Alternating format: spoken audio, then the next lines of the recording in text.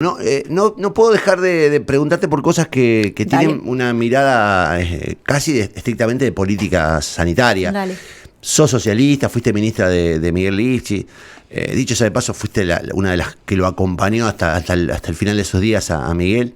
Yo tengo un recuerdo muy doloroso, pero al mismo tiempo muy agradecido de un contacto permanente que teníamos vos y yo a través de mensajes y seguíamos nada, no sé, porque uno termina siempre chocándose con Miguel. Pero bueno, Sí.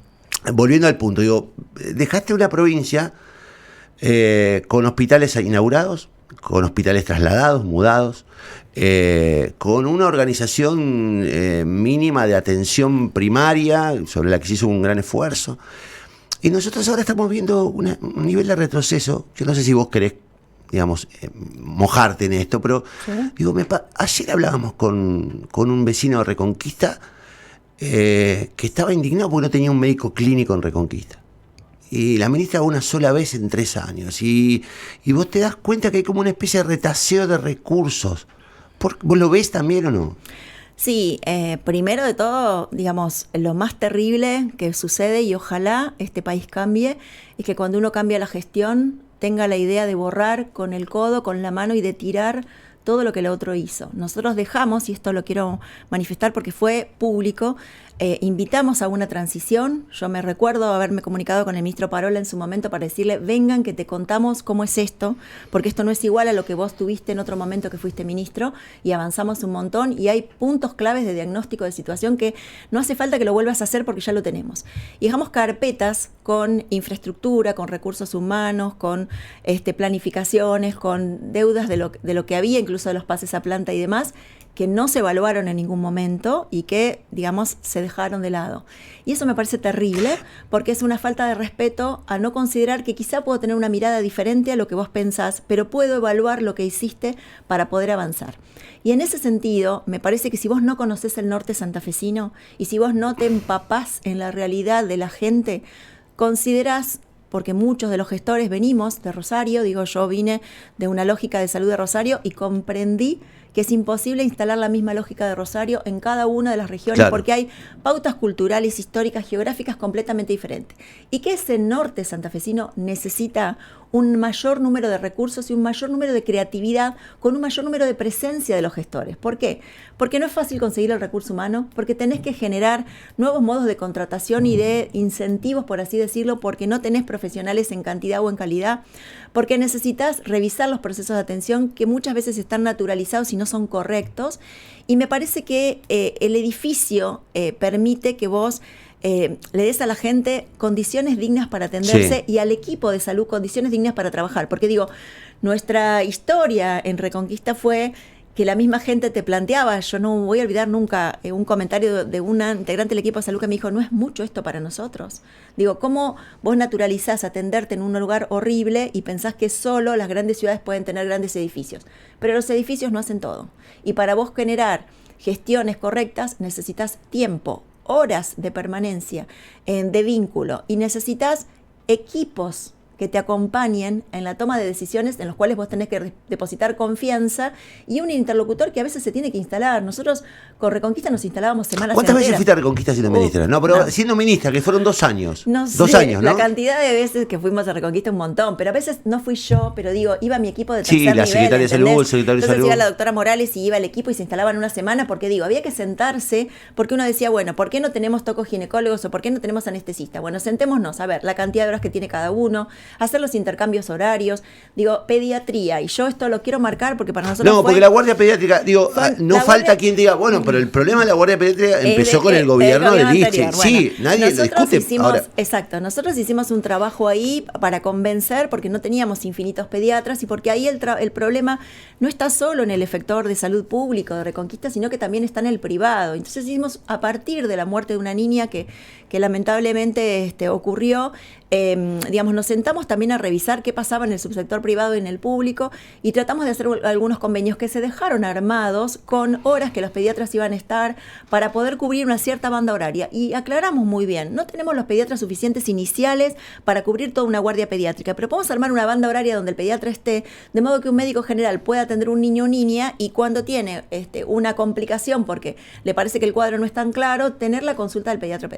Esto implicaba un modo de articulación de la gestión, digamos, y del contrato de estos pediatras diferente, que seguramente era diferente con lo que ocurre en Santa Fe, donde vos tenés un volumen de pediatras claro. Bueno, la verdad que eso se desarmó, y se desarmó por desconocimiento, ¿no? Se desarmó porque a veces administrativamente alguien te dice esto no se puede o esto no es así, y lo baja, ¿no? O baja horas, o baja se hace un cálculo en Excel, dice vamos a ahorrar acá. Exactamente. Ahora, ayer no había guardia pediátrica, un lunes a la mañana, no había guardia clínica. Bueno, y la otra política que se instaló y que la verdad que funcionó fue el tema de los cupos jerarquizados. Nosotros hicimos un esfuerzo muy grande en plantear, ¿por qué si yo formo residentes especializados no puedo lograr que por lo menos durante un año ese recurso hiperespecializado que es de especialistas se vaya a los lugares donde yo lo necesito como Estado, en un acuerdo con un buen trabajo remunerativo? Porque esto no es una negreada que yo le digo, vos te metiste en la residencia y ahora no te voy a pagar nada y tenés que ir a cubrir un año, laburar gratis, sino que era con un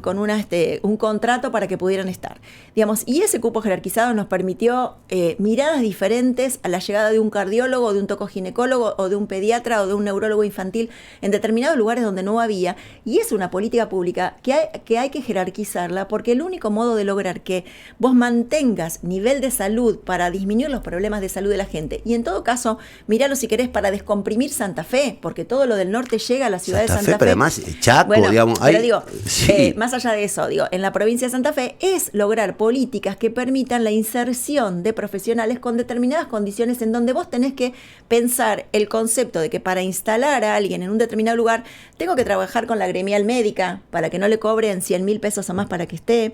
Tengo que trabajar con educación para que quizá los niños o niñas de ese profesional puedan tener una escuela. Tengo que pensar en un trabajo quizá para la pareja, para que también se animen a quedarse en el lugar. Sí, condiciones de vida, digamos, calidad de vida. Condiciones de vida que tenés que ir armándolos a medida con convocatorias. Yo siempre recuerdo la odisea de poder reabrir, digamos, la posibilidad de nacimientos en Vera, que tuvo que estar cerrado porque tuvimos muchísimos problemas, y realmente fue un tuit de Miguel Lifchit que logró conseguir, y que le mandamos un saludo a Manuel, que está allá, de un compañero nuestro que estaba en el hospital provincial trabajando y que había nacido en Vera y que decidió instalarse con su familia allá. Y yo me acuerdo de haberlo ido a entrevistar al hospital provincial de Rosario y decirle, ¿estás seguro que te vas a ir a Vera? Claro, sí. Y él me Vera, dijo, sí. Yo nací ahí y si tengo unas buenas condiciones, estoy pensando que es importante estar allá. Digo, y esto es el 1 a 1, es el creativo, es el encontrar esta vuelta. Y lo que vos mencionás, también quiero hacer una reflexión, porque en breve se va a venir una discusión del sistema de salud en Argentina. Digo, no es lo público versus lo privado, es la integración. Obvio. Digo, y los recursos del privado y del público deben poder dialogar con condiciones que el Estado marque de rector, ¿no? Y no es solo Santa Fe, se arregla en Santa Fe y todos los que son de fuera de Santa Fe quedan expulsados. Digo, es vinculación y acuerdos, digo, así como la zona de San Francisco nos atiende todo lo que es Acapulco y la zona, digamos, es que el límite geográfico de verdad es invisible. Y nosotros atendemos la alta complejidad de San Francisco en el Alasia pediátrico. Digo, esos acuerdos en la mesa del COFESA, donde están los ministros, son muy importantes, porque el recurso humano es finito, porque los problemas de salud son muchos y porque no puedes avanzar a la velocidad que querrías. Sí, a mí lo que me queda también es que también se produjo, lo he hablado con algunos otros ministros de salud y yo creo que vos compartís la mirada. Digo, de verdad hay que ir a hacer un sistema integral, un sistema único, un sistema, si quiere, universal de salud. Es lo que hacen los países, digamos, que mejor funcionan. Ahora, sigue habiendo el negocio. Y esto digo, los que se aprovechan de lo público para derivar a sus consultorios. Sigue habiendo quienes dicen, vamos a aprovechar y vamos a beneficiar con la obra social a un grupo privado porque estos años nos toca a nosotros. ¿Viste? Entonces vos ves que hay un grupo privado que se queda con los beneficios de IAPO y perjudicando. Digo, ¿cómo se le pone de la salud pública coto a ese nivel de ambición que a veces es... digamos que termina siendo inhumano en algunos casos? A mí me parece primero que uno tiene que poder fortalecer cuál es tu línea de trabajo en el ámbito público. Y digo, sí, en este momento yo diría para Santa Fe que revisemos cómo estamos trabajando en el ámbito público, porque es difícil sentarte en una mesa de negociación cuando Claro. no tenés fortalecido lo público, ¿no? O cuando tenés un desconocimiento de lo público, hasta dónde podés y cómo podés.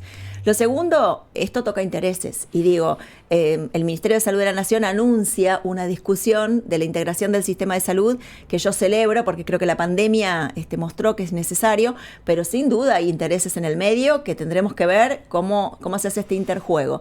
Sí me parece que uno puede comenzar con pequeñas iniciativas que permitan que el transcurrir de la gente no lo pague la gente. Digo, que si yo no tengo un cardiólogo en un determinado lugar, la gente no se tenga que venir al cardiólogo a Santa Fe y quizá pueda acordar con el efector privado que tiene un cardiólogo que podamos hacer esa atención. Sí, el problema es el cardiólogo de Reconquista o de, claro, no sé, termina cobrándote. Bueno, pero es que vos no tenés que pagar. O sea, quien tiene que lograr ese acuerdo de colaboración es el Estado. La persona no puede, no tiene que recaer en la persona, mire, yo hasta acá lo puedo atender, pero si usted se quiere atender un poquito mejor, nunca podemos decir esto. Que a veces funciona claro eso. Claro que funciona así, claro que esta es la realidad que funciona, pero se trata de poder hacer cambios y nosotros tuvimos muchísimas experiencias interesantes en ese sentido. No quiero meterme ni con PAMI, ni quiero meterme con otras realidades, digamos, ni IAPOS ni demás, porque nada está funcionando bien, pero digo, es hora que después de la pandemia nos sentemos a ver si algo podemos mejorar el sistema de salud, porque atañe una frustración de parte de los integrantes del equipo de salud, porque digo, no todo el equipo de salud piensa en cobrarle al otro para tener rédito, sino que muchos piensan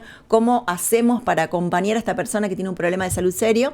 Y por otro lado, permitirle a la gente que transcurra por un sistema de salud lo menos traumático posible, que esté vinculado con un respeto por sus derechos y garantizarle lo que todos decimos como eslogan: universal, gratuito, acceso, disminuir las brechas de equidad, que son enunciados, pero que es hora de ponerlos en práctica. Te quiero agradecer, Andrea, y quiero remarcar algo que es muy distintivo de tu persona y también de tu capacidad profesional. En una provincia en la que el nuevo gobierno acusó de vínculos con el crimen al gobierno anterior, que obviamente nunca aprobó, que nunca ni siquiera puso en marcha, que nunca desofendió a quien hoy no se puede defender como es Miguel Lifchitz. Vos siempre estuviste a disposición del nuevo gobierno. Yo te lo quiero reivindicar porque de algún modo es lo que uno espera de un dirigente político. Y quiero decirlo con todas las letras. Andrea Uboldi aún hoy es persona de consulta gratuita y de plena disponibilidad para el Ministerio de Salud de la provincia de Santa Fe. O sea, está dispuesta, trabajaste de igual a igual en el Consejo de Emergencia durante el COVID. Digo, es lo que uno espera de un dirigente político, porque vos sos un dirigente político también, sí, más allá de tú. Pero ahí lo rescato a Miguel, ¿no? Yo me acuerdo que cuando comenzó la pandemia y que yo pude saber lo que iba a ocurrir, porque lo pude saber en marzo, cómo venía esto, me acuerdo que lo llamé y dije, ¿cómo nos configuramos nosotros, no? Nosotros veníamos de una no transición, de una persecución a la gente que había trabajado con nosotros. Que continúa. Y también quedó marcar que la gente que se sacaba fotos conmigo decía que había estado conmigo era castigada. Y eso me pareció terrible, porque es volver a una etapa de nuestra historia de Argentina de persecución que no querríamos ninguno volver. Y con Miguel acordamos en configurarnos, en pensar que el objetivo fundamental era salvar vidas y acompañar a la gente. Acompañar a la gente y acompañar a los equipos de salud que no tenían protocolos a tiempo. Y como vos decís, yo me configuré siendo un acompañante permanente de los equipos de salud y la gente, pero con este objetivo. Y la verdad que no me saqué fotos, que la verdad que no... No exigiste cartel. No exigí cartel, no pedí una designación, no tengo una designación por haber sido experta convocada en esta gestión, y la verdad que me comprometí en eso con Miguel Capielo, lo hicimos siempre, de estar en todas las reuniones, siempre y cuando nos llamen, de paso le decimos, con un poquito de anticipación y no 2 horas antes, porque a veces uno la agenda no la puede organizar, pero tratar de acompañar en las decisiones que este Estado santafesino tomaba. Y por supuesto estamos disponibles, si hay una mesa abierta para revisar el sistema de salud de parte de la provincia de Santa Fe, que nos convoquen, porque ahí estaremos para llevar soluciones, ideas, propuestas, que me parece que de eso se trata. Y del lado nacional te quiero contar que también me configuré con un gobierno... ¿Vos estuviste en el grupo de expertos? Yo no, estoy en la Comisión Nacional de Vacunas, que es una comisión de expertos externos que digamos que acompañó las decisiones en la vacunación para COVID y para todas las vacunas en este país. No soy digamos ni kirchnerista ni peronista, pero estoy en esa comisión con mucho respeto. Así que me parece que en este país se trata de eso, ¿no? Bueno, yo quería cerrar con esto. Digo, en un país que tiene a la política en crisis, porque en definitiva, mientras se pelean en el gobierno nacional y mientras acá hay internas, digo, lo que no perciben algunos dirigentes, lo que han perdido es ese contacto con la realidad y no entienden que lo que está en crisis es la política, porque la gente empezó a dejar de creer en la política y empiezan a asomar peligros. Lo que la gente está demandando son estas clases de gestos, digamos, gente que se ponga a laburar más allá de las diferencias, gente que... ¿Y sabés qué demanda la gente? Un teléfono. Yo quiero contar que desde 2000, yo cuando empecé la gestión no usaba celular y esta fue una imposición del ministro Capielo que me dijo, si no tenés celular no puedes trabajar, y tenía razón, y desde el 2008 tengo el mismo número y el número lo tiene todo el mundo, y digo, se trata solamente de contestar, y digo, va mi llamado de atención para la gestión actual, sobre todo el Ministerio de Salud, que es súper importante contestar, por un no, por un sí o por veré. Esas 3 palabras son fundamentales a la hora de una mamá que tiene un problema de salud, un integrante del equipo de salud que perdió un contrato, que está por perderlo, y me parece que se trata de esto. No siempre tenemos la solución para decirle por sí, pero que vos contestes un WhatsApp en este momento hace la diferencia. Andrea, gracias por un montón de cosas. Gracias. Andrea Uboldi, siempre es un placer charlar con ella. Me parece que fue muy nutritiva la charla, muy nutritiva. Así que ojalá les haga provecho, nos sirva como siempre cuando se trata de hablar con ella. Andrea Uboldi, un orgullo de la salud pública santafesina que nos dimos el lujo de tener un rato aquí en REC.